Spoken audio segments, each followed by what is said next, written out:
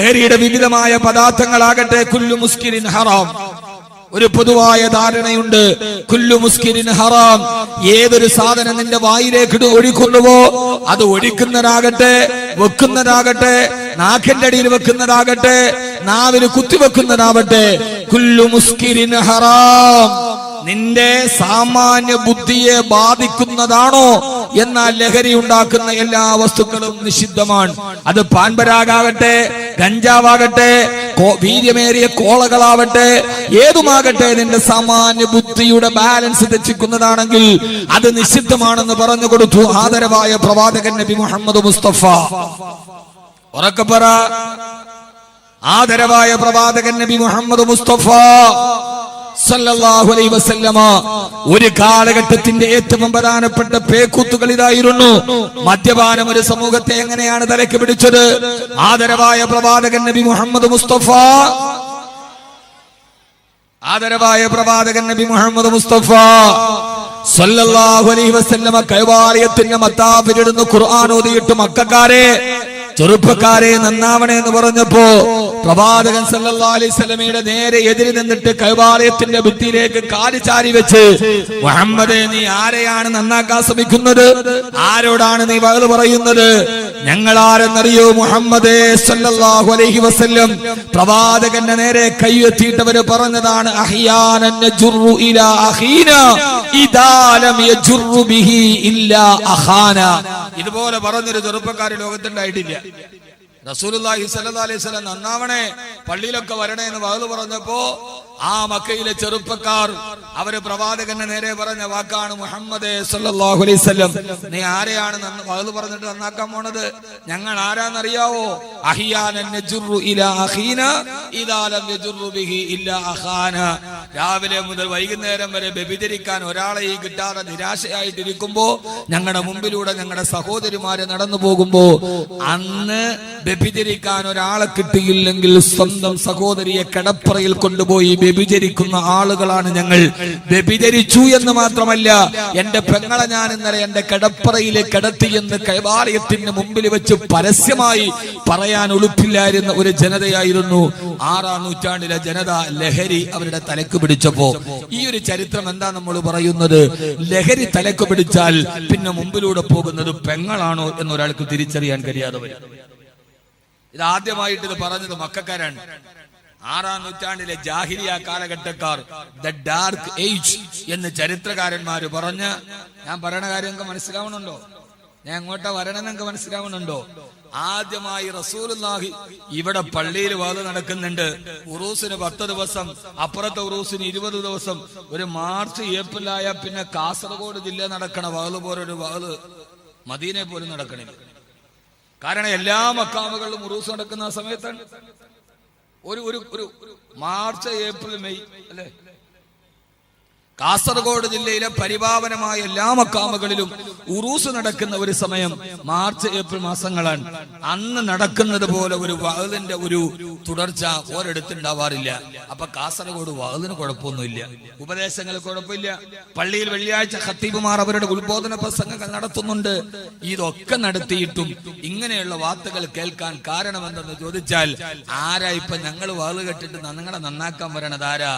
ഇതാ അഹ്യാനൻ നജുറു ഇലാ അഖീന ഇദാ ലം യജുറു ബിഹി ഇല്ലാ അഖാന. രാവിലെ മുതൽ വൈകുന്നേരം വരെ വ്യഭിചരിക്കാൻ കൊതിയായിട്ടിരിക്കുമ്പോ നടക്കാതെ വന്ന് പിന്നെ മദ്യം തലക്ക് പിടിക്കുമ്പോ ആ സമയത്താണ് ഞങ്ങളുടെ പെങ്ങളെ ഞങ്ങൾ കണ്ടത്, ഞങ്ങളുടെ സഹോദരിയെ, ഞങ്ങളുടെ ഉമ്മയെ ഞങ്ങളുടെ കിടപ്പറയിൽ കിടത്തിയവരാണ് എന്ന് കിടത്തുക മാത്രമല്ല പരസ്യമായിട്ട് പ്രഘോഷണം ചെയ്ത ഒരു നൂറ്റാണ്ടിലെ കാട്ടാളന്മാരായിരുന്നു 6-ാം നൂറ്റാണ്ടിലെ കാട്ടറബികൾ. ആ പറഞ്ഞ ഒരു പദത്തിന്റെ അർത്ഥം എന്താ? ഒരാൾക്ക് ലഹരി തലക്ക് പിടിച്ചാൽ പിന്നെ അത് പെങ്ങളാണോ, അമ്മയാണോ, ഉമ്മയാണോ, മക്കളാണോ എന്ന് തിരിച്ചറിയാൻ കഴിയില്ല. ഇന്ന് നാം അനുഭവിക്കുന്ന ഏറ്റവും വലിയൊരു പ്രശ്നവും അതാണ്.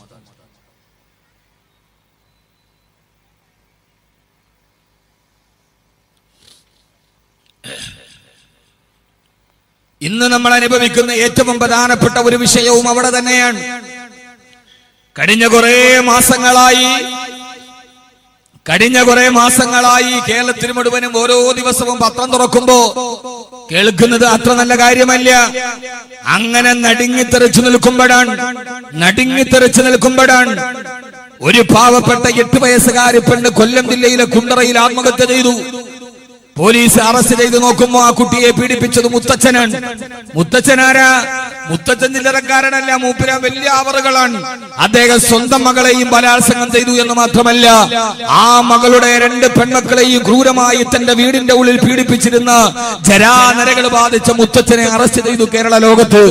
അത് കേട്ട് ഞെട്ടിത്തിരിച്ചു നിൽക്കുമ്പോ 6 മാസത്തിനിടയിൽ നൊന്ത് പ്രസവിച്ച 2 മക്കള് കയറിൽ കടന്ന് തൂങ്ങിയാടുന്നത് കണ്ട് ആ കുട്ടികളുടെ കാലിൽ പിടിച്ചു പൊട്ടിക്കരയുന്ന വാളയാറിലെ വീട്ടമ്മയുടെ ചരിത്രം പിന്നീട് നമ്മൾ കേട്ടു.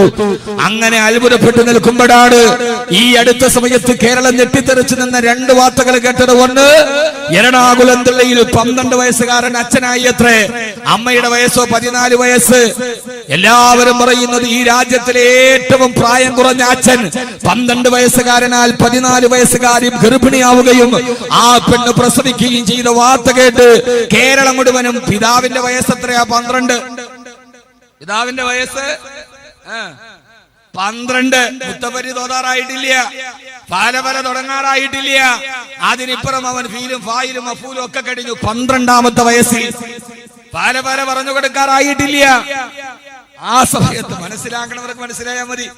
ആ രീതിയിൽ 12ാമത്തെ വയസ്സിൽ ഒരു കൊച്ചുകുട്ടി തന്റെ വീടിന്റെ ഉള്ളിൽ 14 വയസ്സുകാരിയുമായി ബന്ധത്തിലേർപ്പെട്ട് ഈ രാജ്യത്തിലെ ഏറ്റവും പ്രായം കുറഞ്ഞ കുട്ടിയുണ്ടായി എന്ന വാർത്ത കേട്ട് അത്ഭുതത്തോടെ നോക്കി നിൽക്കുമ്പോഴാണ് ഞാൻ ഇവിടെ പറയുന്ന പ്രധാനപ്പെട്ട വിഷയം.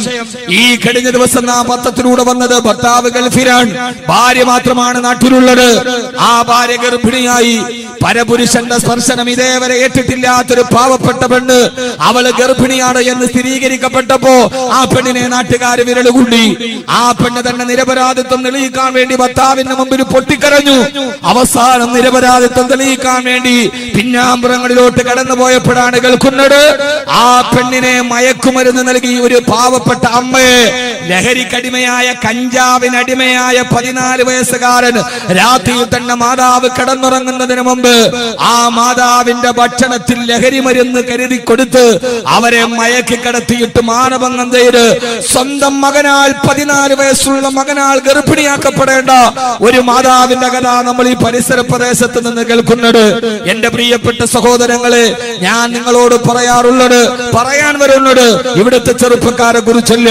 10 വയസ്സ് മുതൽ 12, 13, 14 വയസ്സുള്ള നമ്മുടെ കുട്ടികളെ ലഹരി മുഴുവനും പിടിച്ചു വലയിലാക്കി എന്ന ഏറ്റവും പ്രധാനപ്പെട്ട ഭീതിതമായ ഒരു അവസ്ഥയെ തരണം ചെയ്യാൻ നമുക്ക് കഴിയേണ്ടതുണ്ട്.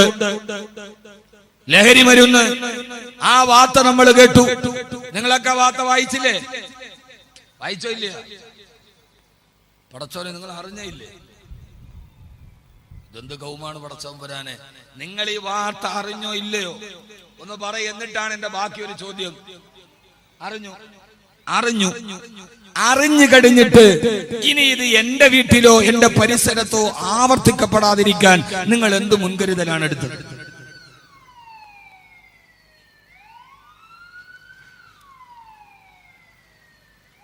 ഇവിടെയാണ് എന്റെ വിഷയം. ഞാൻ പത്രവാർത്ത പ്രസംഗിക്കാൻ വന്നതല്ല.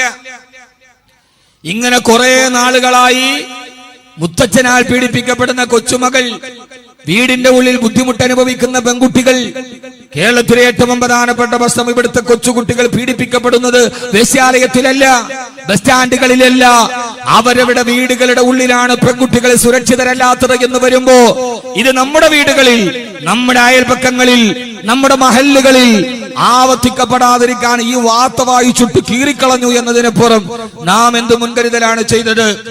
നമ്മുടെ ഭരണകൂടം എന്ത് മുൻകരുതലാണ് ചെയ്തത്? നമ്മുടെ പോലീസ് എന്ത് മുൻകരുതലാണ് ചെയ്തത്? നമ്മുടെ ഗവൺമെന്റ് എന്ത് മുൻകരുതലാണ് ചെയ്യുന്നത്?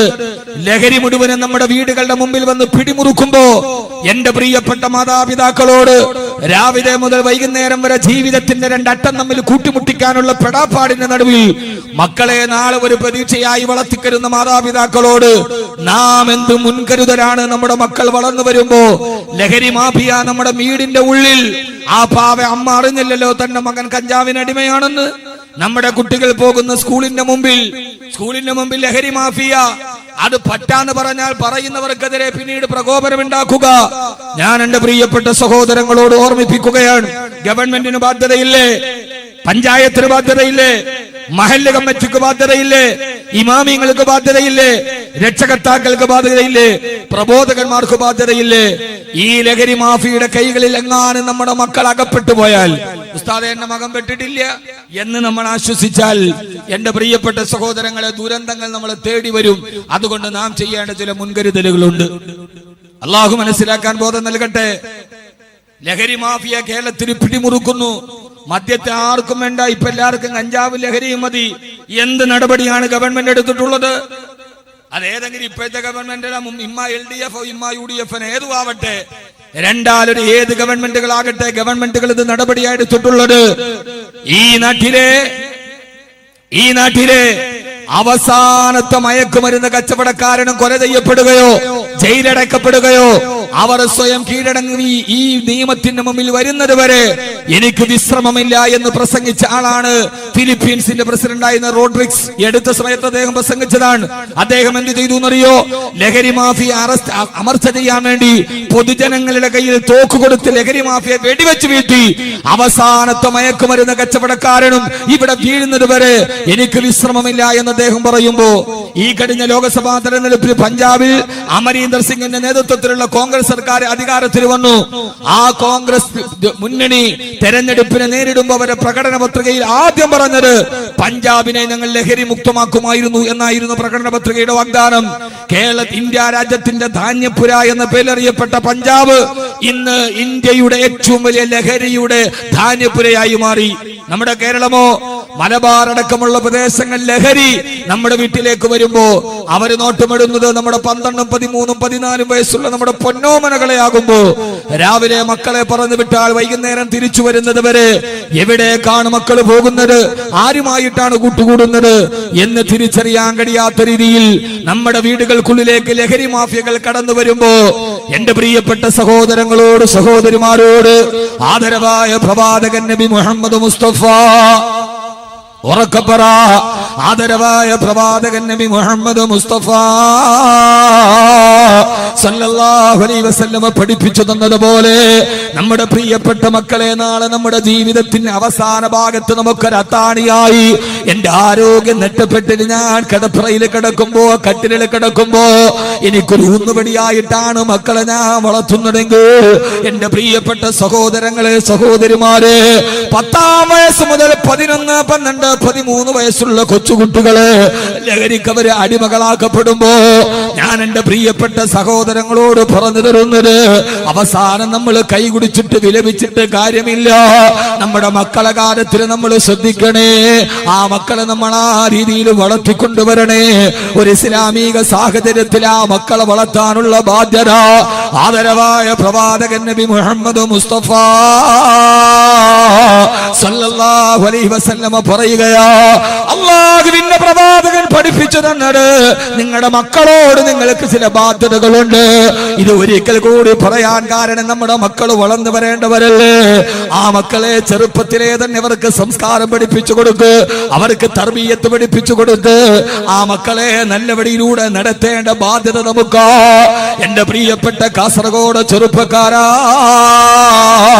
ഒരു കാലത്ത് ആവേശത്തിന്റെയും നിശ്ചയദാർഢ്യത്തിന്റെയും അടയാളമായിരുന്ന ഊടും ഉഷിരുമുള്ള കാസർഗോഡ് ചെറുപ്പക്കാര് ഇന്ന് ആ ചെറുപ്പക്കാര് മുഴുവനും ലഹരിയുടെ അടിമകളായി ഒരുമാതിരി മന്ദതയിലോട്ട് നടന്നു പോകുമ്പോ, ഈമാനിന്റെ ആവേശമുണ്ടായിരുന്ന ഊരും ചൂരുമുണ്ടായിരുന്ന കാസർഗോഡ് ചെറുപ്പക്കാര് ഇന്ന് ആ ചെറുപ്പക്കാര് മുഴുവനും ലഹരി മാഫിയുടെ അടിമകളായി മാറുമ്പോ, മാറേണ്ട സഹോദരങ്ങള്, നമ്മുടെ ചുറ്റുപാടുകളിൽ നിന്ന് പിശാചുക്കൾ പാർക്കുന്ന വേതാള നഗരം പോലെ ഭൂമി അധപ്പതിച്ചു പോകുമ്പോ 12 വയസ്സുകാരൻ അച്ഛനാകുന്നു, കുട്ടിയുടെ ശരീരത്തിലേക്ക് കടന്നു പിടിക്കുന്ന പിതാക്കന്മാർ എല്ലാം ഒരു ഇറച്ചി കച്ചവടം പോലെ അതപ്പതിച്ചു പോകുമ്പോ നമ്മുടെ മക്കൾ മുഴുവനും നമുക്ക് പോലും അറിയാൻ കഴിയാത്ത രീതിയിൽ വഴിപടച്ചു പോകുമ്പോ ഞാൻ ഈ അടുത്ത സമയത്ത് കുറെ വർഷങ്ങൾക്ക് മുമ്പ് തിരുവനന്തപുരം ജില്ലയിലെ ഒരു സ്ഥലത്ത് പ്രഭാഷണത്തിന് പോകുമ്പോ എനിക്കുണ്ടായ ഒരു അനുഭവം ഞാൻ പങ്കുവെക്കട്ടെ. അവിടെ ആ പരിസരത്ത് ഞാൻ അവിടെ വീട്ടിലൊരു ഭക്ഷണത്തിന് പോയി. ആ ഭക്ഷണത്തിന് പോകുമ്പോ ഒരു 35-40 വയസ്സുള്ള ഒരു ഉമ്മയുണ്ട് അവിടെ. അവരവിടെ ഭക്ഷണം എനിക്ക് നിർബന്ധമായിട്ട് ഭക്ഷണം അവിടെ വേണമെന്ന് ക്ഷണിച്ചിട്ട് അവിടെ പോകുമ്പോ ഭക്ഷണമെല്ലാം കഴിഞ്ഞ് ഇറങ്ങാൻ പോകവേ അവരുടെ മകൻ വന്നു. അവര് പറഞ്ഞു ഉപ്പ മരിച്ചുപോയി. പക്ഷേ +1 പഠിക്കുന്ന ഒരു കുട്ടിയുണ്ട്, കണ്ടാല് ആപ്പിള് പോലെ തുടുത്തിരിക്കുന്ന എത്രയോ സൗന്ദര്യമുള്ള ഒരു കുട്ടിയാ. അവന്റെ തോളത്ത് കൈയിട്ടിട്ട് ഞാൻ പറഞ്ഞു, മോനെ ഉപ്പ മരിച്ചുപോയി. സുന്ദരിയായ ഉമ്മ ഒരു പുനർവിവാഹം പോലും ആലോചിക്കാതെ ജീവിക്കുന്നത് നിനക്ക് വേണ്ടിയാണ്. അതുകൊണ്ട് ഉമ്മയെ കഷ്ടപ്പെടുത്തരുത്, ഉമ്മയെ ദുഃഖിപ്പിക്കരുത്. എന്നാ കുഞ്ഞിന്റെ തോളത്ത് കൈയിട്ടിട്ട് ഞാൻ ഒരു ഉപദേശം കൊടുക്കുമ്പോ വാതിലിന്റെ പുറകിൽ നിന്ന് ഒരു വല്ലാത്ത പൊട്ടിക്കരച്ചില് കേട്ടു. ഉമ്മ ഇരുന്നിട്ട് പൊട്ടിക്കരയുകയാണ്.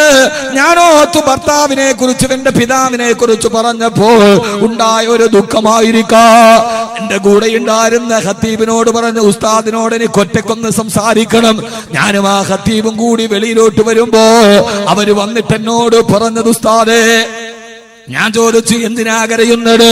ചെറുപ്പത്തിലെ വൈദ്യം വന്നാലും അള്ളാഹു നല്ലൊരു പൊന്നുമോനെ തന്നിട്ടുണ്ടല്ലോ. ആ പ്രിയപ്പെട്ട ഉമ്മ പറഞ്ഞത്, ഉസ്താദേ, എന്റെ ഏറ്റവും വലിയ ദുഃഖം ഇന്നെന്റെ ആ മകനാ. എന്താന്ന് ചോദിച്ചപ്പോ അവര് പറഞ്ഞ വാക്ക് കേട്ടിട്ട് ഞാൻ അറിയാതെ തലകുനിച്ചു പോയി. എങ്ങനെയാ ഉസ്താദിനോട് പറയാ?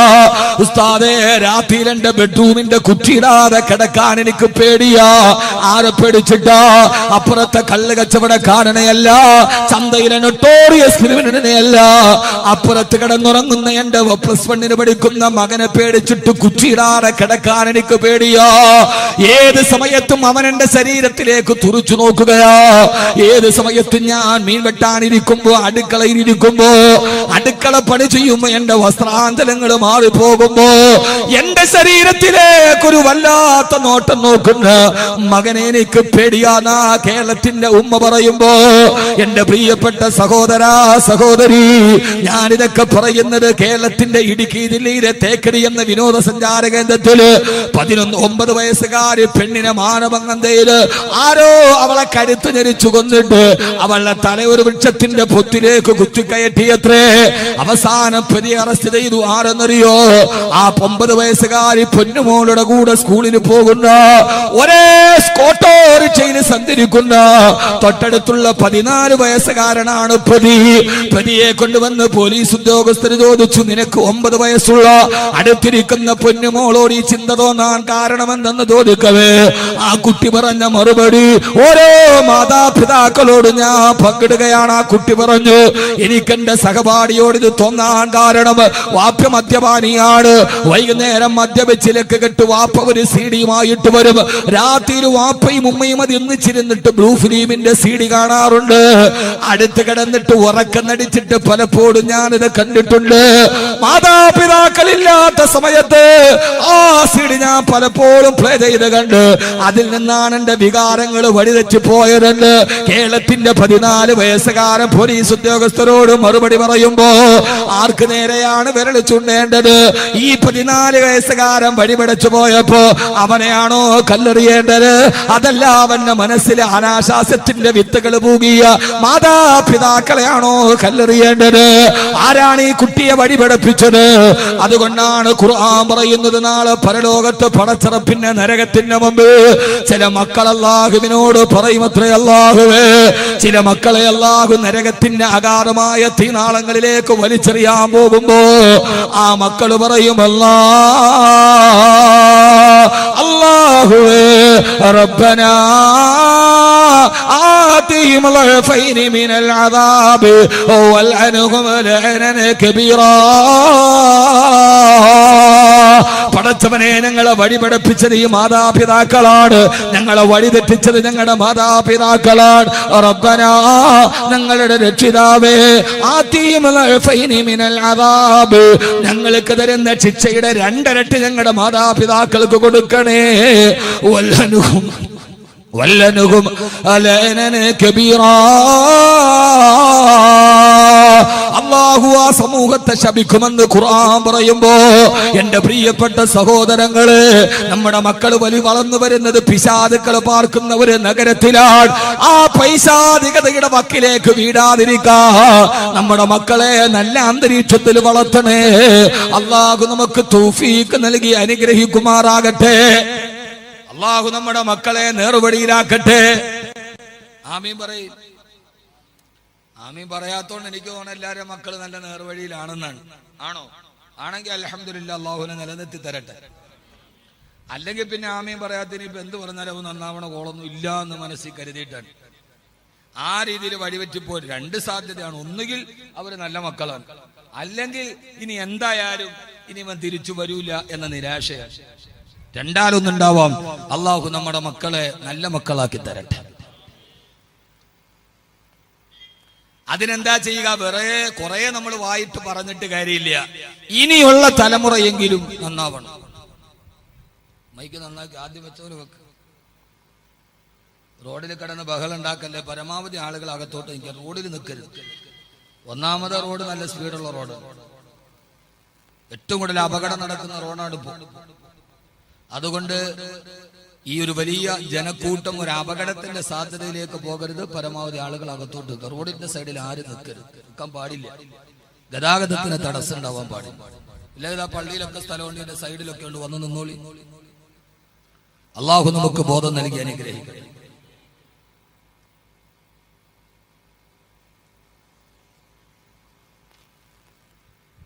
അതിനാദ്യം ചെയ്യേണ്ടത് എന്താ? ഒന്ന് രണ്ട് കാര്യങ്ങൾ ഞാൻ പഠിപ്പിച്ചു. ഹബീബായ റസൂലുള്ളാഹി സ്വല്ലല്ലാഹു അലൈഹി വസല്ലം ഇനിയുള്ള മക്കളുടെ കാര്യത്തിൽ 11 വയസ്സാകുമ്പോൾ മക്കൾ വഴിതെറ്റാൻ തുടങ്ങും. നമ്മുടെ കുട്ടികൾ സിഗരറ്റ് വലിക്കുന്ന കണ്ട അപ്പോഴേ തീരുമാനിച്ചോണം ഇവൻ ആരുടെ വലയത്തിൽ പെട്ടിട്ടുണ്ട്. നമ്മുടെ കുട്ടി കഞ്ചാവ് വലിക്കുന്നത് കാണണ്ട, കള്ളു കുടിക്കുന്നത് കാണണ്ട. അവൻ സിഗരറ്റ് വലിക്കുന്നത് ഉപ്പയോ ഉമ്മയോ കണ്ടാൽ അപ്പൊ നിങ്ങൾ എന്നാ മനസ്സിലാക്കേണ്ടത്? ഇവൻ വേറെ ഏതോ ഒരു കൂട്ടുകെട്ടിലോ ഒരു സ്വാധീനത്തിനോ ഇവൻ വഴങ്ങിയിട്ടുണ്ട്. അതൊരു അടയാളമാണ്. അപ്പോഴേ നമ്മുടെ കുട്ടികളുടെ കാര്യത്തിൽ നിതാന്ത ജാഗ്രത പുലർത്തണം. നമ്മെ സംബന്ധിച്ചോളം കാസർഗോഡ് പ്രദേശത്ത് മാത്രമല്ല, കേരളത്തിന്റെ എല്ലായിടത്തും. എല്ലാവരും പറയും കാസർഗോഡ് ലഹരി മാഫിയ. അല്ല, എല്ലായിടത്തും ഉണ്ട്, ഒരിടത്തൊന്നുമല്ല. ഇതിനേക്കാൾ കൂടുതലുണ്ട് അടുത്ത ജില്ലകളിൽ. പക്ഷേ നമ്മൾ അറിയുന്നില്ല എന്ന് മാത്രം. സ്കൂളിന്റെ മുമ്പിലുള്ള പെട്ടിക്കടകളിൽ പോലും ഒരു സൈസ് കോളയുണ്ട്, അത്ര പെപ്സി. ആ പെപ്സി ഒറിജിനൽ പെപ്സി അല്ല, അതിന്റെ ഉള്ളിൽ ഒരു ഗുളിക കലർത്തും. അത് കുടിക്കാൻ കുട്ടികളുടെ തിരക്കാണ്. ഒരു പ്രാവശ്യം കുടിച്ചാൽ അവൻ പിന്നെ അത് കുടിക്കാതിരിക്കില്ല. ആ രീതികളിൽ സ്കൂളുകൾ കേന്ദ്രീകരിച്ച് നടക്കുന്ന വാണിഭങ്ങൾ, ഇതൊന്നും നമ്മൾ അറിയുന്നില്ല. നമ്മുടെ കുട്ടികളെ ഇതിനേറ്റവും പ്രധാനപ്പെട്ട ഒരു വഴി നമ്മുടെ കുട്ടികളെ ഖുർആൻ പറഞ്ഞതുപോലെ വളർത്തുക എന്നതാണ്. അള്ളാഹു നമുക്ക് നമ്മുടെ കുട്ടികളെ അങ്ങനെ വളർത്താൻ തൗഫീക്ക് നൽകട്ടെ. നമ്മളാകെ മക്കളുടെ കാര്യത്തിൽ ബോധവാന്മാരാകുന്നത് ഒരു 10-15 വയസ്സായി, SSLC ഒക്കെ കഴിഞ്ഞു. ശ്രദ്ധിക്കണം നമ്മൾ. നമ്മുടെ കുട്ടികൾ രാത്രി വീട്ടിൽ വരാതായി, വൈകി വരാൻ തുടങ്ങിയാൽ അപ്പോഴേ നിങ്ങൾ മനസ്സിലായിക്കോണം ഇവൻ വീട്ടിൽ നിന്ന് പോലും അകന്നു പോകുന്ന ഒരു കൂട്ടുകെട്ടിൽ ഇവൻ പെട്ടിട്ടുണ്ട്. ഉപ്പമാരെ, ഉമ്മമാരെ, മക്കളെ രാത്രിയായാലും വീട്ടിൽ വരാത്ത മക്കൾ ഇശാ നമസ്കാരം കഴിഞ്ഞ് അത്താഴം കടിക്കുമ്പോൾ നമ്മുടെ കുട്ടികൾ നമ്മുടെ കൂടെ അത്താഴം കടിക്കാൻ നമ്മൾ നിർബന്ധത പുലർത്തേണ്ടതുണ്ട്. അത് ഉസ്താദ് ഈ കാലഘട്ടമല്ലേ, വെക്കേഷൻ അല്ലേ, അവന് 12 മണി വരെ ഇരിക്കട്ടെ, പാടില്ല. നമ്മുടെ മക്കൾ അത്താഴം കടിക്കുമ്പോൾ നമ്മുടെ കൂടെ ഉണ്ടാവണം. അങ്ങനെയാണോ എന്ന് നിങ്ങളൊന്ന് ചിന്തിക്കുക. അത്താഴം കടിക്കാൻ ഞാൻ വേറെ എന്നും പറഞ്ഞെന്തിനാണ്? അത്താഴം കടിക്കാൻ നമ്മുടെ വീട്ടിൽ നമ്മുടെ മക്കൾ ഉണ്ടാകണമെന്ന ഒരു നിർബന്ധ ബുദ്ധി നമുക്കില്ല. നമ്മൾ പരമാവധി അഴിച്ചുവിടുകയാണ്. പെണ്ണുങ്ങൾ ബദ്ധശ്രദ്ധാലുക്കളല്ല. കഞ്ചാവ് മാഫിയ എന്നത് ഏറ്റവും വലിയൊരു വലയാണ്. അവരാരെയും മിനിങ്ങാന്ന് 4 ദിവസം മുമ്പ് ഇടുക്കി ജില്ലയിൽ, എന്റെ വീട് ഇടുക്കി ജില്ലയിലാണ്, അവിടെ 2 പെൺകുട്ടികളെ, കഞ്ചാവ് കാരിയർമാരായ 2 പെൺകുട്ടികളെ പോലീസ് പിടിച്ചു. ഒരു പെൺകുട്ടി കണ്ണൂർ ജില്ലയിൽ നിന്നാണ്, പിടിക്കുന്നത് ഇടുക്കിയിൽ നിന്നാണ്. ആ കുട്ടിയെ കുറിച്ചുള്ള വാർത്തകൾ വരുമ്പോ അവള് കണ്ണൂർ ജില്ലയിലെ തളിപ്പറമ്പിനടുത്തുള്ള ഒരു സ്ഥലത്ത് മാന്യമായി ജീവിച്ച ഒരു കുട്ടി. ഭർത്താവ് ഗൾഫിലാണ്. ആ ഭർത്താവ് ഗൾഫിലായിരുന്ന കുട്ടി വളരെ മാന്യമായ ആ പെൺകുട്ടിയെ കുറിച്ച് അയൽപക്കക്കാർക്ക് നല്ലതേ പറയാനുള്ളൂ. മിതഭാഷി, ആരോട് കൂടുതൽ സംസാരിക്കാറില്ല. ഒരിക്കൽ ആലപ്പുഴയിൽ നിന്നൊരു ചെറുപ്പക്കാരൻ അവളുടെ ഫോണിലേക്ക് ഒരു മിസ് കോൾ അടിച്ചതാണ്. ആ മിസ് കോൾ പിന്നെ സൗഹൃദമായി, പ്രണയമായി. ഒരു കുട്ടിയെയും ഭർത്താവ് ഗൾഫിൽ നിന്ന് വന്നപ്പോൾ ഉണ്ടായിരുന്ന കുട്ടിയെയും വലിച്ചെറിഞ്ഞിട്ട് കാമുകന്റെ കൂടെ പോയി.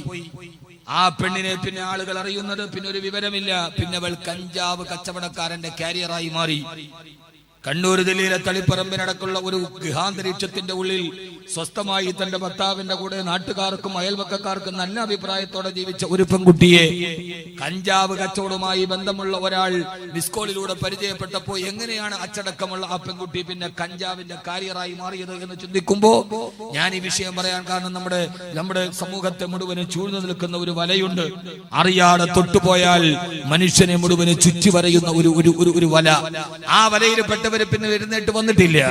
അതുകൊണ്ട് നാം എല്ലാവരും നിതാന്ത ജാഗരൂകരാകേണ്ടത്. ഭരണകൂടം ആ ഭരണകൂടം മുഴുവനും നോക്കേണ്ടത്, ഭരണകൂടത്തിന്റെ ശ്രദ്ധ പറയേണ്ടത് ഇനിയിപ്പോ വിളിച്ചതാരാ, അത് പെണ്ണാണോ അല്ല ചാനലിലുള്ളവളാണോ, അത് കഴിഞ്ഞു പോയി, അത് കഴിഞ്ഞ് മൂന്നാം വാർത്തയും കഴിഞ്ഞു. ഇനിയിപ്പോ അത് വിട്ടിട്ട് ലഹരിയുടെ കാര്യത്തിലേക്ക് നടന്നു പോകുന്ന ഈ സമൂഹത്തിനെ പ്രതിരോധിക്കാൻ ഗവൺമെന്റ് നടപടിയെടുക്കണം, ഭരണകൂടം നടപടിയെടുക്കണം.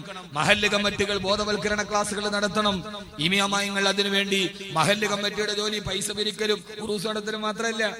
സെക്രട്ടറി ഒക്കെ ഉണ്ടല്ലോ, സെക്രട്ടറി പോയാ സെക്രട്ടറി അവരൊക്കെ ഇരിക്കുമ്പോൾ വേണ്ടേ പറയണം. നമ്മളിത് മാത്രമല്ല, ഉറൂസ് നടത്തുക, പൈസ പിരിക്കുക, പള്ളിയിൽ ശമ്പളം കൊടുക്കുന്നത് മാത്രമല്ല, വെക്കേഷനായി ടീനേജ് കുട്ടികളെ വിളിച്ചിരുത്തി ലഹരികൾക്കെതിരെയുള്ള ബോധവൽക്കരണ ക്യാമ്പയിനുകൾക്ക് മഹല്ലുകൾ മുൻകൈ എടുക്കണം, മഹല്ലിന്റെ നേതൃത്വത്തിൽ നടക്കണം.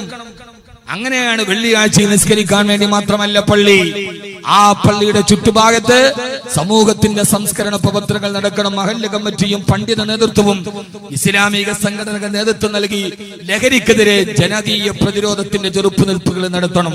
എന്നാലല്ലാതെ നമ്മുടെ മക്കളെ നാളെ നമുക്ക് പള്ളിയുടെ മുമ്പിൽ മയ്യത്ത് നിസ്കരിക്കാൻ കിട്ടില്ല എന്ന് ഉപ്പമാരെ നിങ്ങൾ തിരിച്ചറിയുകയും അതിനുവേണ്ടി നിങ്ങൾ മുന്നോട്ട് വരണമെന്ന് എന്റെ പ്രിയപ്പെട്ട ചെറുപ്പക്കാരോട്, നിങ്ങളുടെ ചെറുത്തുനിൽപ്പാണ് ഏറ്റവും വലിയ ചെറുത്തുനിൽപ്പ്. ലഹരിക്കെതിരെ, കഞ്ചാവിനെതിരെ, മാഫിയക്കെതിരെ, നമ്മുടെ വീടുകളിൽ അടങ്ങിക്കഴിയുന്ന പെണ്ണുങ്ങളെ പോലും വലിച്ചിറക്കി കൊണ്ടുപോകുന്ന ഈ മാഫിയകൾക്കെതിരെ അള്ളാഹുവിന്റെ വിശുദ്ധമായ ദീൻ പറഞ്ഞ പ്രതിരോധത്തിന്റെ നിര, ഒരു ജനകീയ പ്രതിരോധ നിര നാം കെട്ടിപ്പടുക്കേണ്ടതുണ്ട്. അതോടൊപ്പം തന്നെ നമ്മുടെ മക്കൾ അതിന് വശംവദരാവാതിരിക്കാനുള്ള പ്രതിരോധ പ്രവർത്തനങ്ങൾ ആദ്യം നമ്മൾ നമ്മുടെ വീട്ടിൽ നിന്ന് തുടങ്ങണം.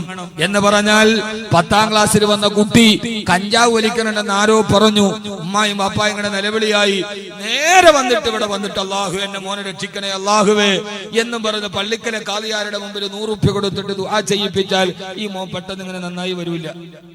15 വയസ്സായപ്പോ ആരോ പറഞ്ഞു കുട്ടി അപ്പുറത്തെ ബസ് സ്റ്റാൻഡിൽ നിന്നിട്ട് വലിക്കുന്ന കണ്ടു. അപ്പൊ ഓടി വന്നിട്ട് 100 രൂപ എവിടെയും മക്കബറയിൽ കൊണ്ടുപോയി ഇട്ടു, പെട്ടിയിലിട്ടു, കാര്യമായി ദുആ ചെയ്തു. അതുകൊണ്ടൊക്കെ നടക്കാം. പക്ഷേ ആദ്യമായി നമ്മുടെ മക്കളുടെ കാര്യത്തിൽ നമ്മൾ ജാഗരൂകരാവണം. അതെപ്പോഴാ തുടങ്ങേണ്ടത്? 10ാം ക്ലാസ് മുതലല്ല, 8ാം ക്ലാസ് മുതലല്ല, പൊടിമീശ മുളക്കാൻ തുടങ്ങുമ്പോഴല്ല. നമ്മുടെ കുട്ടികളുടെ കാര്യത്തിൽ നമുക്ക് നിതാന്തമായ ജാഗ്രത വേണ്ടത് എപ്പോഴാണ്? എപ്പോ മുതൽ ആ മക്കളെ കുറിച്ചുള്ള തർബീയത്ത് തുടങ്ങണം? എന്റെ മോൻ നന്നായിട്ട് വളരണം, എന്റെ മോൻ നല്ല മോനാവണം, എന്റെ മോൻ ഹാഫിളാവണം, എന്റെ മോൻ സാലിഹാവണം എന്ന ചിന്ത ഒരു മാതാവിനും പിതാവിനും ഉണ്ടാകേണ്ടത് എപ്പോഴാണ്? എത്ര വയസ്സ് മുതലാണ്? നിങ്ങൾ എന്തായി അന്തം കിട്ടും എന്തം കുഴിഞ്ഞാല്? നിങ്ങൾ എന്തായി രാജിവെച്ച മന്ത്രിമാരിയിരിക്കണം? ഒരു മന്ത്രി വരെ രാജിവെച്ച്. പെണ്ണെന്ന് പറയുന്ന സാധനം തന്നെ വലിയൊരു വലിയ പിടപ്പാടാണ്.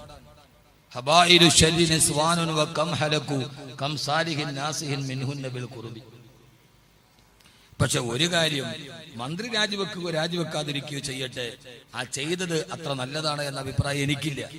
ഹബീബായ റസൂലുള്ളാഹി സ്വല്ലല്ലാഹി അലൈഹി വസല്ലം പറഞ്ഞു, വലാ തജസ്സസു, നിങ്ങൾ ചാരപ്പണി നടത്തരുത്.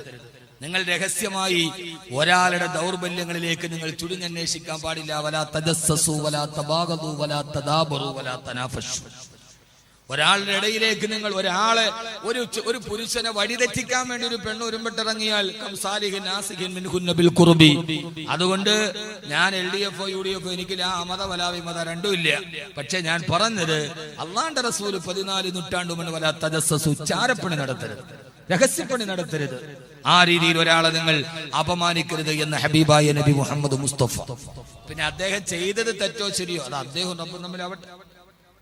നമ്മളെല്ലാവരും, നമ്മൾ എതിരാളി ആവട്ടെ, അപ്പുറത്തെ രാഷ്ട്രീയ പാർട്ടിക്കാരനാകട്ടെ, മനസ്സിൽ എന്തെങ്കിലും വൈരാഗ്യമുണ്ടെങ്കിൽ മറ്റൊരുത്തിനെ കൊടുക്കാൻ വഴി വെക്കുന്നത് അത് കാട്ടാള സ്വഭാവമാണ്, അത് പാടില്ല എന്ന് നബി മുഹമ്മദ് മുസ്തഫ.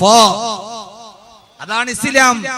എതിരാളിയോട് പോലും നിങ്ങൾ അവനെ മനഃപൂർവ്വം അകപ്പെടുത്തരുത് എന്ന് പറഞ്ഞ ഇമ്പുതമാണ് അള്ളാഹുവിന്റെ ഇസ്ലാം. അതുകൊണ്ട് എന്റെ പ്രിയപ്പെട്ട സഹോദരങ്ങളോട് നമ്മുടെ മക്കളെ കുറിച്ചുള്ള നമ്മുടെ ചിന്ത എപ്പോഴാണ് തുടങ്ങേണ്ടത്?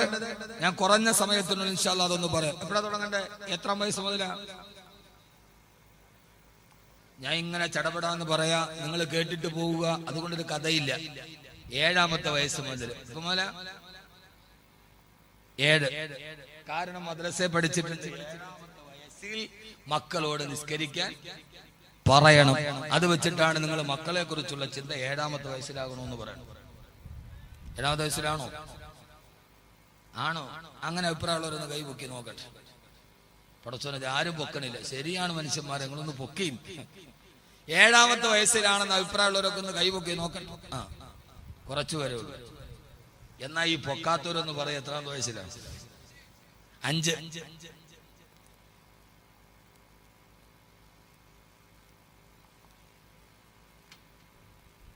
നിങ്ങൾ പറയുന്നു, ഒരാൾ പറയുന്നു 5ാമത്തെ വയസ്സിൽ, ഒരാൾ പറയുന്നു 7ാമത്തെ വയസ്സിൽ. ഇനി ഖുർആൻ എന്ത് പറയുന്നു എന്ന് നമുക്ക് നോക്കാം. അള്ളാഹുവിന്റെ ഖുർആൻ പറയാണ്, ഞാൻ ഈ പറയുന്ന വിഷയം നമ്മുടെ മക്കൾ നാളെ നല്ല തലമുറയായി മാറാൻ, അവര് നമുക്ക് നാളെ ആഖിറത്തിൽ പ്രയോജനം ചെയ്യുന്ന മക്കളായി മാറാൻ അള്ളാഹുവിന്റെ ഖുർആൻ പറയാണ്. നമ്മുടെ മക്കളെ കുറിച്ചുള്ള ചിന്ത നമുക്ക് തോന്നേണ്ടപ്പെടാ. വല്ലദീ ഖലഖകും മിൻ നഫ്സിൻ വാഹിദാ. ശ്രദ്ധിച്ചു കേൾക്കണേ ഉമ്മമാരെ, ഉപ്പമാരെ, ധാരണകളെ തെറ്റാൻ അള്ളാഹുവിന്റെ ഖുർആനിൽ കൃത്യമായ നിലപാടുകളുണ്ട്. ഹുവല്ലദീ ഖലഖകും മിൻ നഫ്സിൻ വാഹിദാ. അല്ലാഹുവാണ് ഒരേ ശരീരത്തിൽ നിന്ന് നിങ്ങളെ സൃഷ്ടിച്ചത് അല്ലാഹുവാ. എന്നിട്ട് അല്ലാഹു പറയുന്ന ആണും പെണ്ണുമായി നിങ്ങളെ അല്ലാഹു സൃഷ്ടിച്ചതിന് ശേഷം വജഅല മിൻഹാ സൗജഹാ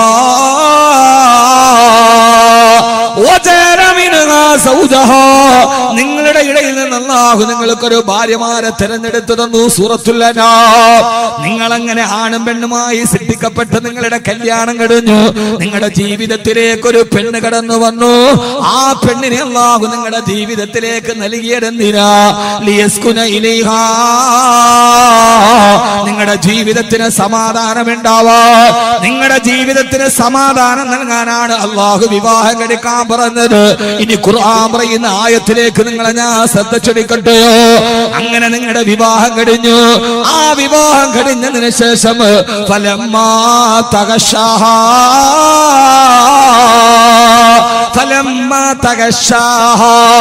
നീ അവളെ രാത്രിയിൽ പൊതിഞ്ഞു കളഞ്ഞപ്പോ എന്ന് പറഞ്ഞാൽ രാത്രിയിലോ അതിനുശേഷമോ ആ ഭാര്യയും ഭർത്താവും തമ്മിൽ ശാരീരികമായി ബന്ധപ്പെട്ട് കഴിഞ്ഞപ്പോ ഖുർആൻ പറയുകയാ, ഫലമ്മാ തഗശാഹാ ഹമലത ഹംലൻ ഖഫീഫാ. അവളുടെ വയറിന്റെ ഉള്ളിൽ ചെറുതായി ഗർഭധാരണം തുടങ്ങി. അവളുടെ വയറിന്റെ ഉള്ളിൽ ഒരു കുഞ്ഞു പിറക്കാൻ പോവുകയാ.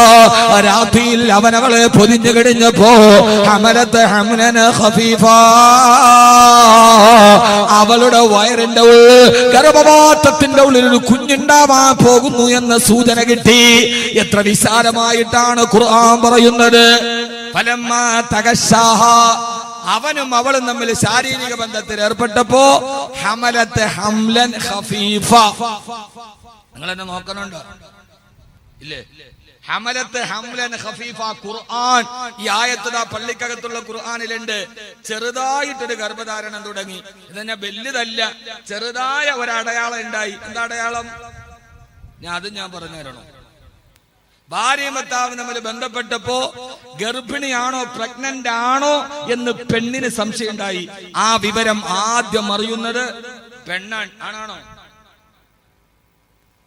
ഗർഭധാരണമുണ്ടോ, പ്രഗ്നന്റ് ആണോ ഇല്ലയോ എന്ന സിമ്പൽ ആദ്യം കിട്ടുന്ന ആർക്കാ? പെണ്ണിനാണ്. കാരണം അവളുടെ മെൻസസിൽ മാറ്റുണ്ടാവും.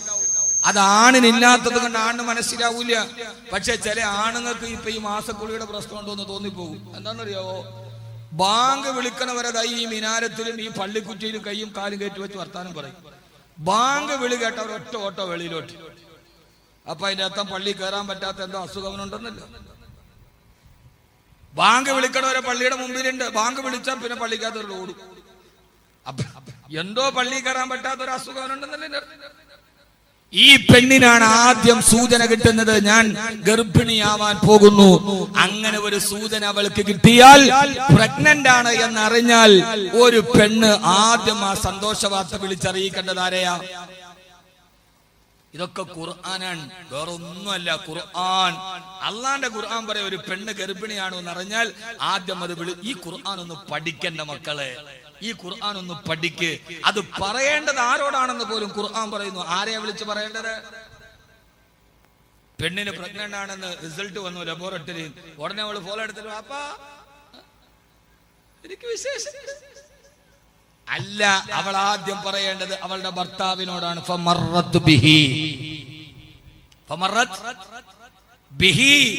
അതുമായിട്ട് അവൾ അവളുടെ ഭർത്താവിന്റെ അടുക്കൽ പോയി. അപ്പൊ ഭർത്താവ് പറഞ്ഞു, അൽഹംദുലില്ലാഹ്, ഇതൊന്ന് ഉറപ്പാകട്ടെ. ഡോക്ടർ ആദ്യം പറയും സംശയമുണ്ട് നോക്കട്ടെ. അവസാനം അല്ലാഹുവിന്റെ ഖുർആൻ പറയുകയാണ്, ഫലമ്മാ അസ്ഖലത്, ആ ഗർഭധാരണം ഉറപ്പായി കഴിഞ്ഞാൽ എനിക്കൊരു അനന്തരാവകാശിയായി എനിക്കൊരു പൊന്നുമോനവളുടെ ഗർഭാശയത്തിൽ വളരുന്നുണ്ടെന്ന് എന്റെ പ്രിയപ്പെട്ട സഹോദര ഉറപ്പ് വന്നാൽ ആദ്യം നിങ്ങൾ ചെയ്യേണ്ടതുണ്ട്, ആ കുഞ്ഞിന് രൂപം വന്നിട്ടില്ല, ഭാവം വന്നിട്ടില്ല, കാല് വന്നിട്ടില്ല, കൈ വന്നിട്ടില്ല, കണ്ണു വളർന്നിട്ടില്ല, എന്നാലും മക്കളുടെ കാര്യം പറയുമ്പോ അല്ലാഹു പറയാണ് മക്കളെ കുറിച്ച് അവര് നല്ല വഴിയിൽ വരണമെന്ന് ചിന്ത മാതാപിതാക്കൾക്ക് വരാൻ തുടങ്ങേണ്ടത്. ആ ഭാര്യ ഗർഭിണിയാണ് എന്ന് ഉറപ്പായി കഴിഞ്ഞാൽ ആ സമയത്ത് നിങ്ങൾ ചെയ്യേണ്ടത് എന്താ? പടക്കം പൊട്ടിക്കലല്ല, കേക്ക് വിതരണം ചെയ്യലല്ല, ലഡു വിതരണം ചെയ്യലല്ല. ഖുർആൻ പറയുന്നു, ഭാര്യയും ഭർത്താവും കൂടി ആ സമയത്ത് അല്ലാഹുവിന്റെ മുമ്പിലേക്ക് പോകണം. തന്റെ ഭാര്യക്ക് ഗർഭധാരണം ഉറപ്പാണെന്ന് ലാബ് റിപ്പോർട്ട് വന്നാൽ അപ്പോഴേ മക്കളെ കുറിച്ച് തേടാൻ തുടങ്ങണേ. ആ ഭാര്യ ഭർത്താക്കന്മാരോട് രണ്ടുപേരും കൂടി മുസല്ല വിരിച്ചിട്ട് അല്ലാഹുവിന്റെ മുമ്പിലേക്ക് വീഴണം. എന്നിട്ട് റബ്ബിനോട് പറയണം, അല്ലാഹുവേ അല്ലാഹുവേ അല്ലാഹുവേ, എനിക്കൊരു അനന്തരാവകാശിയായി നാളെ എന്റെ മയ്യത്ത് നിസ്കരിക്കാൻ, നാളെ എന്റെ ഖബറിന്റെ അടുക്കൽ വന്ന് ദുആ ചെയ്യാൻ ഒരു പൊന്നുമോനെ നീ എന്റെ ഭാര്യയുടെ ഗർഭപാത്രത്തിൽ കൊടുത്തല്ലോ അല്ലാഹ്. അല്ലാഹുവിന്റെ ഖുർആൻ പറയുകയാണ്, ഭാര്യയും ഭർത്താവും കൂടി ദഅവല്ലാഹ റബ്ബഹുമാ റബ്ബഹുമാ, അവര് രണ്ടുപേരും കൂടി അല്ലാഹുവിനോട് പൊട്ടിക്കരഞ്ഞ് ദുആ ചെയ്യണം. എന്താ ദുആ ചെയ്യേണ്ടത്? ഈ ഗർഭത്തിൽ കിടക്കുന്നത് ആൺകുട്ടിയാകണമെന്നല്ല, എന്റെ കുടുംബത്തിൽ ആണുങ്ങളില്ല റബ്ബേ, എന്റെ കുടുംബത്തിൽ പെൺമക്കളില്ല റബ്ബേ എന്ന് പറയലല്ല, അല്ലാഹുവോട് ദുആ ചെയ്യണം. അല്ലാഹുവേ ലഇൻ ആതൈതനാ സാലിഹാ ലനകൂനന്ന മിനശ്ശാകിരീൻ. ഇതേവരെ ഞാനോ നിങ്ങളോ ചെയ്തിട്ടുണ്ടോ? റബ്ബേ ലഇൻ ആതൈതനാ സാലിഹാ, ഈ ഗർഭാശയത്തിൽ നീ തുടക്കം കുറിച്ച ഈ ജന്മം എന്റെ പൊന്നുമോൻ ഒരു സാലിഹായി വന്നാൽ, അവനൊരു നല്ല മോനായി നീ എനിക്ക് തന്നാൽ, ആണ് വേണമെന്ന് ചോദിക്കരുത്, പെണ്ണ് വേണമെന്ന് ചോദിക്കരുത്. ലഇൻ ആതൈതനാ സാലിഹാ, എന്റെ ഈ പൊന്നുമോനെ നീ ഒരു സാലിഹാക്കി തരണേ അല്ലാ. 7ാമത്തെ വയസ്സിലല്ല, 5ാമത്തെ വയസ്സിലല്ല, ഉമ്മാന്റെ ഗർഭാശയത്തിൽ ഗർഭധാരണം ഭാര്യയുടെ ഗർഭാശയത്തിൽ തുടങ്ങുമ്പോ ഇതുകൊണ്ടാണ് ഖുർആൻ പറഞ്ഞത്, ആ കുഞ്ഞ് പിന്നെ ലഹരിക്ക് വഴിപ്പെടില്ല, അവൻ പിന്നെ വഴി തെറ്റിപ്പോവില്ല. അവന്റെ ഭാര്യയുടെ ഗർഭാശയത്തിൽ കിടക്കുമ്പോ അല്ലാഹുവിനോട് നിങ്ങൾ പൊട്ടിക്കരഞ്ഞ് ദുആ ചെയ്യണേ. അല്ലാഹുവേ ലഇൻ ആതൈതനാ സാലിഹാ, എന്റെ പൊന്നുമോനെ വഴിപെടപ്പിക്കല്ലേ അല്ലാ, ഇവനെ മദ്യപാനിയാക്കല്ലേ അല്ലാ, ഇവനെ ലഹരിക്കടിമയാക്കല്ലേ അല്ലാ, എനിക്കൊരു സാലിഹാക്കി തരണേ അല്ലാ. അവിടെ വെച്ചേ തുടങ്ങണം. എവിടെ മുതൽ? ഗർഭാശയം മുതൽ. അല്ലാഹു തൗഫീഖ് നൽകട്ടെ. അവിടെന്നേ തുടങ്ങണം. റബ്ബേ ഇവനെ വഴിപെടുപ്പിക്കരുത്. നമ്മള് ഗർഭിണിയാന്ന് പറഞ്ഞാ പടച്ചോനെ ആണിനെ തരണേ അല്ലാ, പെണ്ണിനെ തരണേ അല്ലാ. ആണ് വേണോന്ന് ചോദിക്കരുത്, പെണ്ണ് വേണോന്ന് ചോദിക്കരുത്. പടച്ചോനെ ആദ്യത്തേത് ആൺകുട്ടിയായ വളർന്നു വന്ന പിന്നെ വാപ്പാക്കൊരു ഊന്നുവടിയാണല്ലോ. ഒരു ആദ്യത്തെ ആണാവണോ പെണ്ണാവണോ? നിങ്ങളുടെ ഭാര്യ പ്രസവിക്കേണ്ട ആദ്യത്തെ കുട്ടി ആണാവണോ പെണ്ണാവണോ? നിങ്ങൾക്ക് ഏതാ ആഗ്രഹം? ആണ്. പെണ്ണുങ്ങൾക്കും ആഗ്രഹം എന്താ? ആദ്യത്തെ കുട്ടി ആണാവല. എന്നാ അള്ളാഹു പറയുന്നു, ഞാൻ ഈ പറയണ മുഴുവൻ ഖുർആനാണ്, വെളിയൊന്നൊന്നുമില്ല. 18 വർഷമായിട്ട് ഞാനൊരു ഖുർആന്റെ പ്രചാരകനാണ്. ഒരു പെണ്ണിന് അല്ലാഹു നൽകുന്ന വലിയൊരു സൗഭാഗ്യമാണ് അവൾ ആദ്യമായി പെൺകുഞ്ഞിനെ പ്രസവിക്കലെന്ന് നബി മുഹമ്മദ് മുസ്തഫ. ആദ്യത്തെ പ്രസവത്തിൽ പെൺകുഞ്ഞാണെങ്കിൽ ഒരു പെണ്ണിന് അല്ലാഹു നൽകുന്ന വലിയൊരു അനുഗ്രഹമാണത്. കാരണം കുട്ടി ഉണ്ടാകണമെങ്കിൽ ആദ്യത്തെ ഒരു പെൺകുട്ടിയാവലൊരു ബറക്കത്താണ്. എന്തുകൊണ്ട്? മുഫസ്സിരീങ്ങൾ പറയുന്നുണ്ട്, മക്കളെ തരുന്ന കാര്യം പറയുമ്പോ അല്ലാഹു തുടങ്ങിയത് പെണ്ണിൽ നിന്നാണ്. യഹബു ലിമൻ യശാഉ ഇനാസാ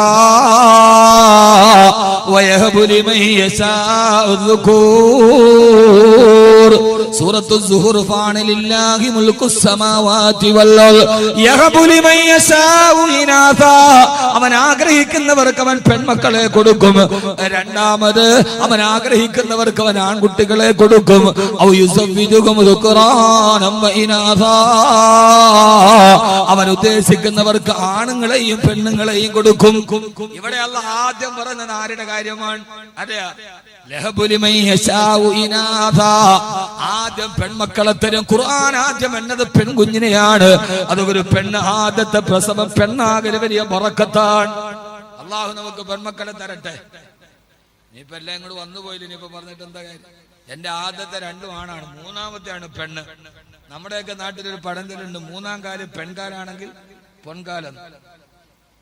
ഇവിടെ പറയാറുണ്ട?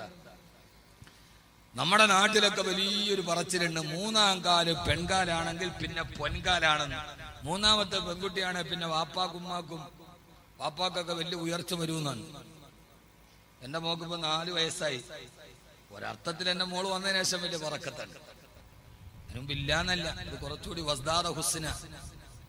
അള്ളാഹു നമ്മുടെ മക്കളെ ആണാകട്ടെ പെണ്ണാകട്ടെ അള്ളാഹു സാലിഹാക്കി തരട്ടെ. ആണ് വേണമെന്ന് റബ്ബിനോട് ദുആ ചെയ്യരുത്, പെണ്ണ് വേണമെന്ന് ദുആ ചെയ്ത് പടച്ചവനെ തരുന്നതിലെ തന്നതാണാകട്ടെ പെണ്ണാകട്ടെ നീ എനിക്ക് സാലിഹാക്കി തരണേ അല്ലാഹു. ഇതേ പാടുള്ളൂ. അപ്പൊ ഭാര്യയുടെ ഗർഭാശയത്തിൽ കിടക്കുമ്പോ തുടങ്ങണം മക്കളെ കുറിച്ചുള്ള വേവലാതി, മക്കൾക്ക് വേണ്ടിയുള്ള ദുആ. അല്ലാതെ 15 വയസ്സിൽ തലതിരിഞ്ഞു പോയതിന് ശേഷമായിട്ട് കാര്യമില്ല. നമ്മൾ കതിരിലാണ് വളം വെക്കുന്നത്, ചുവട്ടിലല്ലേ വളമിടേണ്ടത്. എല്ലാം വളർന്ന് വലുതായി കതിരി കൊണ്ടുപോയി വളം വെച്ചിട്ട് കാര്യമുണ്ടോ? ചുവട്ടിലല്ലേ വെള്ളമിടേണ്ടത്. അങ്ങനെ പ്രസവിച്ചു. അങ്ങനെ പറ. ഞാൻ മക്കളെ വളർത്തുന്ന ഘട്ടം കുറഞ്ഞ ഞാൻ പറഞ്ഞ നേരത്തെ തുടങ്ങിയാൽ ഒരു വിഷയം പറയാൻ സമയം ഉണ്ടാവും. നേരത്തെ തുടങ്ങിയില്ലെങ്കിൽ അതെന്താ? വെള്ളം കുടിക്കാനുള്ള ഭാഗമായ തുടങ്ങിയല്ലേ ഉള്ളൂ. ആ കുടിക്കുന്നതായാലും ചൂടല്ലേ.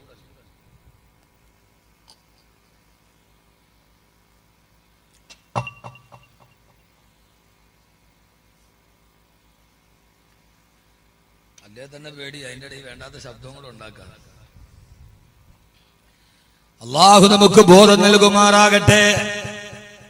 രണ്ടാമത് ഞാൻ പെട്ടെന്ന് വിഷയത്തിലോട്ട് കിടക്കാൻ. ഒരു കുഞ്ഞു പ്രസവിക്കപ്പെട്ടു. ആ പ്രസവിച്ചു കഴിഞ്ഞാൽ അള്ളാഹുവിന്റെ പ്രവാചകൻ നബി മുഹമ്മദ് മുസ്തഫ സല്ലല്ലാഹു അലൈഹി വസല്ലം പറയുകയാ, ഹഖുൽ വലദി അലൽ വാലിദി അൻ യുഹ്സിന ഇസ്മഹു ഇദാ വലദാ വഅൻ യുഅല്ലിമഹു ഇദാ കലാ വഅൻ യുസവ്വിജഹു ഇദാ അദ്റകാ. ഒരു കുഞ്ഞിനെ പ്രസവിച്ചു കഴിഞ്ഞാൽ ആദ്യം ചെയ്യേണ്ടത് ആ കുഞ്ഞിന്റെ വലത് ചെവിയിൽ ബാങ്ക് വിളിക്കണേ, ഇടത്തെ ചെവിയിൽ ഇഖാമത്ത് കൊടുക്കണേ. കാരണം ആ പൊന്നുമോനെ ദുനിയാവിന്റെ വെളിച്ചം കണ്ട് വെളിയിലോട്ട് വരുമ്പോ അവന്റെ ചെവിയിൽ അവൻ ആദ്യം കേൾക്കേണ്ടത് അല്ലാഹു അക്ബർ എന്ന നാമമാണ്. അവന്റെ ചെവിയിൽ കേൾക്കേണ്ടത് അല്ലാഹുവിന്റെ നാമമാണ്. നമ്മൾ പലപ്പോഴും ശ്രദ്ധ പതിപ്പിക്കാത്തൊരു വിഷയമാണിത്.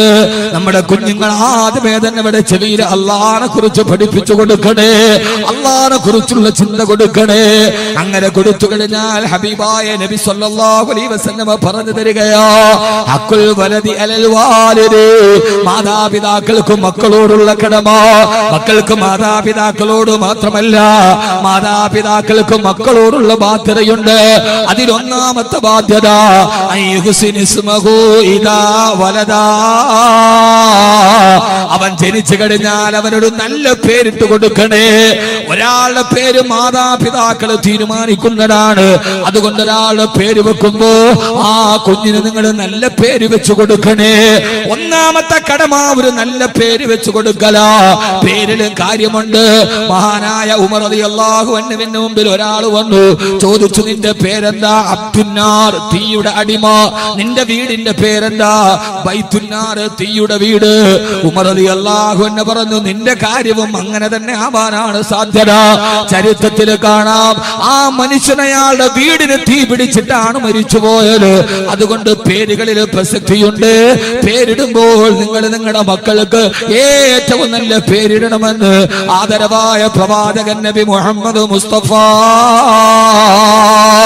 അല്ലാഹുവിനെ ഏറ്റവും ഇഷ്ടപ്പെട്ട പേര്, പടച്ച തമ്പുരാൻ ഏറ്റവും ഇഷ്ടപ്പെട്ട പേര്, ഒന്നാമത്തെ പേര് അബ്ദുള്ള, രണ്ടാമത്തേത് അബ്ദുറഹ്മാൻ. അബ്ദുറഹ്മാൻ എന്ന പേരാണ് അല്ലാഹുവിനെ ഏറ്റവും ഇഷ്ടപ്പെട്ട പേരെന്ന് കൂടി നബി മുഹമ്മദ് മുസ്തഫ. നിസ്സാരമാണ്, ചെറിയ വഴലാണ്, എന്നാലും അല്ലാഹുവിന്റെ റസൂലിന്റെ ഇഷ്ടം നോക്കണ്ടേ, അല്ലാഹുടെ ഇഷ്ടം നോക്കണ്ടേ. ഏറ്റവും റബ്ബിന് ഇഷ്ടപ്പെട്ട പേര് അബ്ദുള്ള. എത്ര അബ്ദുള്ള പേരുള്ളവരൊക്കെ ഒന്ന് കൈവക്കി. മാഷാ അല്ലാഹ്. അബ്ദുറഹ്മാൻ നമ്മുടെ ഖത്തീബ് തന്നെ ഉണ്ടല്ലോ. മാഷാ അല്ലാഹ്. നല്ല ഉപ്പമാരാണ് അങ്ങനെ പേരിട്ട് വരും. അള്ളാഹു നമ്മുടെ ഉപ്പമാർക്ക് ആഫിയത്തും ആരോഗ്യം കൊടുക്കട്ടെ. ഏറ്റവും നല്ല പേര് അബ്ദുള്ള, അബ്ദുറഹ്മാൻ. അത് കേട്ടാ ഒരു ചൊങ്കില്ല, കേട്ടാല് നല്ല പവറുള്ള പേര് വേണം. മുഹമ്മദ് റോക്കറ്റ്. മക്കൾക്ക് പേരിട്. ഇപ്പൊ പണ്ടൊക്കെ മൊയ്ലിയാക്കന്മാരോട് വന്ന് ചോദിക്കും, ഈ പേര് കൊള്ളാവൂ ഉസ്താദേ. ഇപ്പൊ ഈ ഒടുക്കത്തെ നെറ്റും ജിയോയും വന്നതിന് ശേഷം അതിനകത്ത് കേറിയിട്ട് പേര്, ഈ കുട്ടിക്ക് പേരെവിടെ നിന്ന് കിട്ടിയത്? അപ്പൊ നമ്മൾ ഗൂഗിളിൽ നിന്ന് സെർച്ച് ചെയ്തിട്ട് എന്താ പറയണ പവറ്. നമ്മളിത് ഗൂഗിളിൽ നിന്ന് സെർച്ച് ചെയ്തിട്ട് പലരും പറയാൻ എന്താ ഈ ഗൂഗിളിൽ സെർച്ച് ചെയ്താൽ കിട്ടുക? അർത്ഥം അറിയാത്ത വാക്കാണെങ്കിൽ ഉടനെ ഗൂഗിൾ എഴുതി വെക്കും, A name of A flower, ഒരു പുഷ്പത്തിന്റെ പേര്. അറബിയിൽ കുട്ടികൾക്ക് പേരിടുമ്പോ വിവരമുള്ള മൂല്യാക്കന്മാരോട് ചോദിക്കണതിന്റെ അർത്ഥം എന്താ?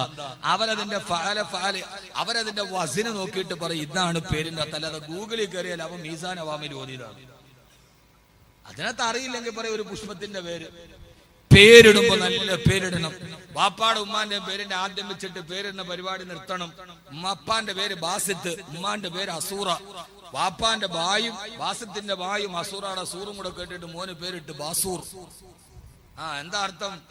മൂലക്കുരു, പൈൽസ്. അത് വിശുദ്ധാക്കാൻ വേണ്ടി ഇപ്പുറത്തെ ഒരു മുഹമ്മദും കൂടെ ചേർത്ത് മുഹമ്മദ് ബാസൂർ, സ്തുതിക്കപ്പെട്ട മൂലക്കുരു എന്നതിനപ്പുറം ഞാൻ ഉദാഹരണം പറയാൻ, കടമയാണ്.